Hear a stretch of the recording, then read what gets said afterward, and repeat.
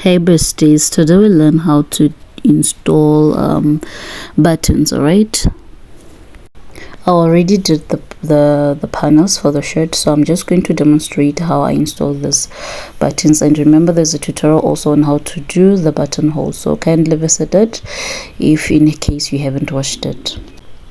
And if you want to make the full shirt, there's also a tutorial for the full shirt from beginning to the end, so that you can learn how to make this beautiful unisex shirt. However, like I mentioned, today our focus is just on installing the buttons. All right, so that's what we are learning today. So 1 2 3 4 5 6 7 8 9 10 11 12. This is my 12 stitches, and thereafter I'm going to count 1 2 3, where I did the what you call the buttonhole. Sorry. So since the buttonhole takes 3 single crochets, that means the middle of it is where I'm going to place my button. All right, so I'm going to place my button here on the middle. All right, so placing it on the middle, I'm going to grab a yarn and install it. All right, so I forgot to mention that you're actually going to need a smaller needle to do this, because this turning needle, which I'll be using for the ends, it's too big at the end, so it can't pass through. So you need a needle that will be able to pass through here. All right, so I'll grab that and demonstrate this. So I have my hand sewing needle, and since my background or the main color of the shirt is this ecru, which is also cream white, I think it's better suited for me to use for the buttons. All right, so or we can use either of the two colors, but for me I prefer using this. All right, so this is my hand sewing needle. I'm going to go ahead and insert my yarn. All right, the yarn is a little bit too thick. It's a little bit too thick, but I managed to pass it through. So I'm going to cut a long one, enough for me to install all the buttons. All right, so I believe this would be enough. Then I'm going to make a knot. All right, so as you can see, this can pass through nicely without any struggle. All right, so you're going to go ahead and recount, and like I said, the button would be in the middle of, all right, since our button falls on the 4th row, the buttonhole falls on the 4th row. So these are 2 rows, 3 and 4. Somewhere in the middle of this row would be good enough for me to place my button. So counting my 12 stitches, 1 2 3 4 5 6 7 8 9 10 11 12. So this be my 12, then this 1 2 3. That means I'm working in between these gaps to install my button. All right, so I'm going to go ahead on the other side and just feel it through my finger to know where I should be placing it, and do place my needle. All right, from there I'm going to grab my button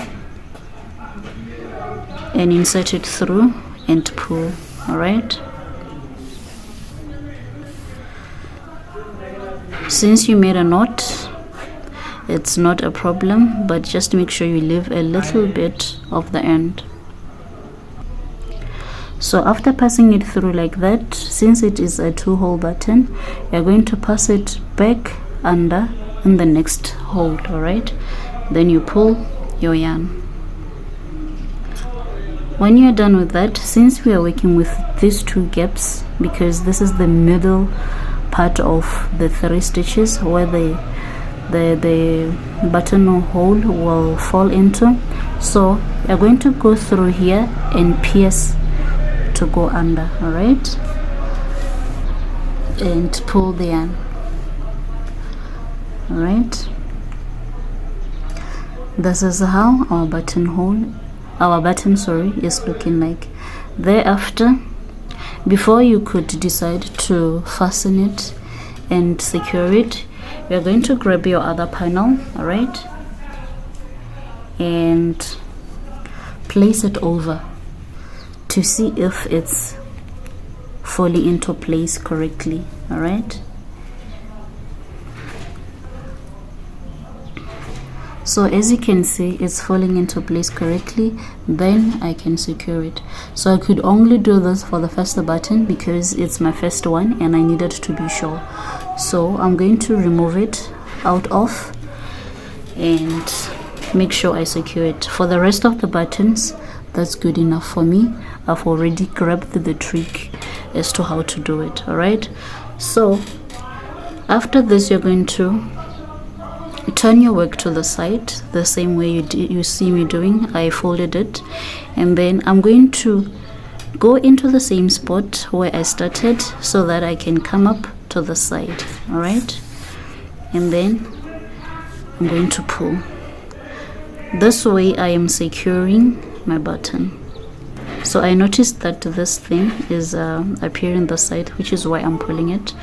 So you're going to fasten, go back again, piercing through to the other side, and then you pull.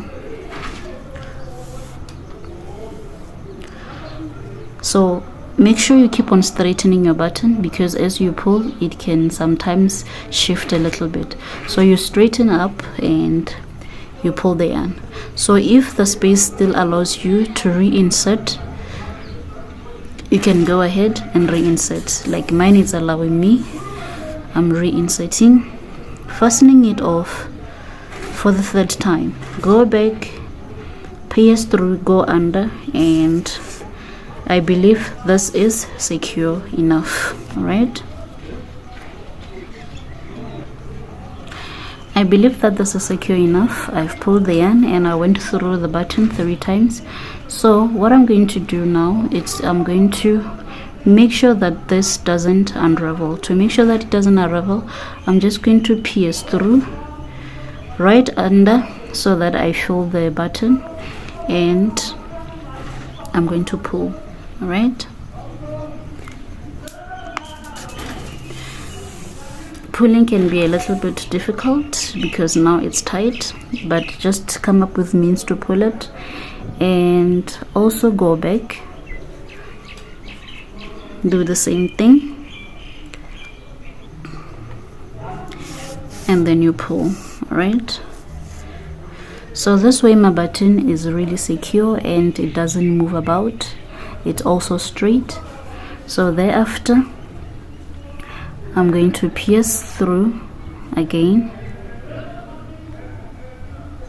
but this time around to make a knot. All right, so to make a knot, you pierce through and leave it this way, and then you're going to grab the other tail, the other end of the yarn, and pass it through in a circle or in around this way you see me do. You can do it 2 times or 3 times, and then you are going to pull. So you are going to pull to make a knot. All right, as you do so, press this down with this thumb. All right, so that the knot will be exactly where you want it to be. So I've done the knot and it's secure enough.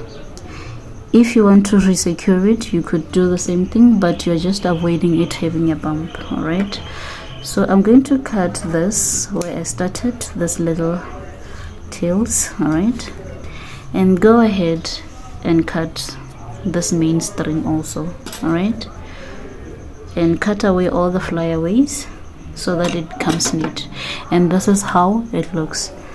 So our button is secure. All right, so just to test it again for the last time, you're going to grab your side, your other side, and then you do this, you button it up. All right, and everything is corresponding. As you can see, this section and this section, everything is corresponding. So normally for the collar afterwards, this would be bended this way. All right, so it's going to look very nice. So you're going to go ahead and do all the buttons the same way as I showed you, and we shall meet at the end of that. Just so to be clear, because perhaps you could be confused, to count your stitches from here, that means you have to bend your button a little bit over to see the last stitch, okay? Which means this is the last stitch you worked on, and you are going to start counting from the next stitch after the button, which is this one. You're going to count 1 2 3 4 5 6 7 8 9 10 11 12, and then on your 12th, just right after, that's when you're going to insert your needle. All right, just after your 12th, that's when you're going to right under insert your needle. All right, you're inserting your needle so that you could be able to know where exactly your button will fall. All right, thereafter you would count 1 2 3. After your 3, because you're going to work on these two, all right, these 2 points, which is why you are counting after the button, because the button will be here and you'll be counting right after this one to count your 12 going forth. All right, so that is how you are going to remember how you're going to place these buttons. Otherwise, you could just flip it. Okay, this is the stitch after the button. That's okay. You count 1 2 3 4 5 6 7 8 9 10 11 12, and then on the 13th, all right, here, that's when you can place your needle. So placing it, you'll know exactly that this is the spot where you're going to place your button. All right, and you repeat the process. You are counting 13 just so that you won't get confused. However, you can just count 12 and then start counting your 13th your 3, sorry, and then you know that the middle of that 3, that's when you're going to place your needle. All right, whichever works for you, that's fine. For me, because I understand, I can work with both. I can count